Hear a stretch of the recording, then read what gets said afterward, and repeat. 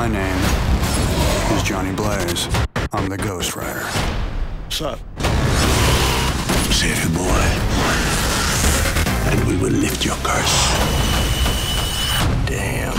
So in this film, Johnny Blaze has taken a turn for the worse when we catch up with him in Spirit of Vengeance. He's hidden himself away in Eastern Europe. He's like a borderline addict trying to do everything he can to suppress the demon from coming out. Was it a significant choice to amp up the Jekyll and Hyde aspect of the character? I was trying to find ways of mining some humor, considering Blaze has been living with the curse now for 8 years, which isn't a funny thing. But then I started thinking about it like a cop or a paramedic who is trying to cope with the horrors he's witnessed, and he develops a very dark sense of humor, a kind of a cynical, sarcastic, ironic humor. So that's where the comedy comes from in the movie. It's an edginess to Blaze that I wanted to bring forth in Spirit of Vengeance that wasn't so much in Ghost Rider. Then I got to play Ghost Rider himself in this movie. So yeah, clearly there was a much more Jekyll and Hyde experience, especially for me during the whole shooting process. This little kid, what makes you think I can find him? This man that you met years ago that put the curse on you? Rourke. The devil has many names. He is the link that connects you to this child. Let the rider follow his stench. He will lead you to the boy.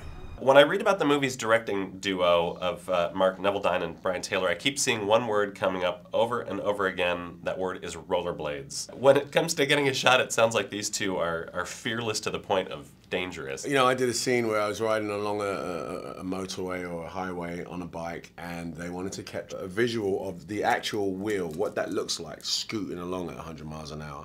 So they got on rollerblades and shot it. Now, I was like, I gotta look like I'm cool here, and he was like pulling on my thing. They really go for it. They have a really sort of unique vision on things, and they know exactly how to put the audience in the driver's seat. I understand that on days when Nick Cage would be shooting scenes as the Ghost Rider, even though, of course, his head would ultimately be transformed into this blazing skull with CGI, he still arrived on set somewhat transformed. Yes. Tell me about that. Yeah, he would show up with his face painted as a skeleton and wearing like Christmas lights on his head. So that had to have helped in a Oh, little definitely. And his silence spoke volumes. You could feel it around the set. Like, I mean, I wasn't intimidated by it, but a lot of people were. And I thought that was pretty cool.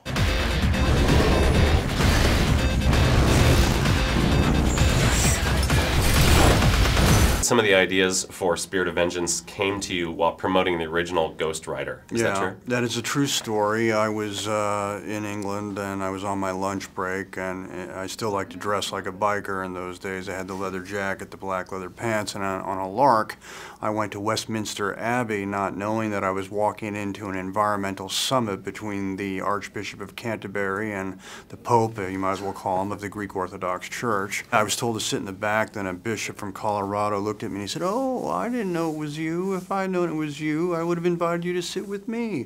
Let me introduce you." So there I was, dressed in full Ghost Rider regalia, shaking hands with Archbishop of Canterbury, these intrepid spiritual leaders, and the bishop from Colorado leaned over and he whispered in my ear, "And by the way, I can be naughty too." And that really flipped me out. Ghost Rider's kind of a spiritual force in his own right. He makes sense being there with these leaders of the church. Why not make a movie where he's working with the church and he's riding a motorcycle through Europe? The rider's coming. Hell yes.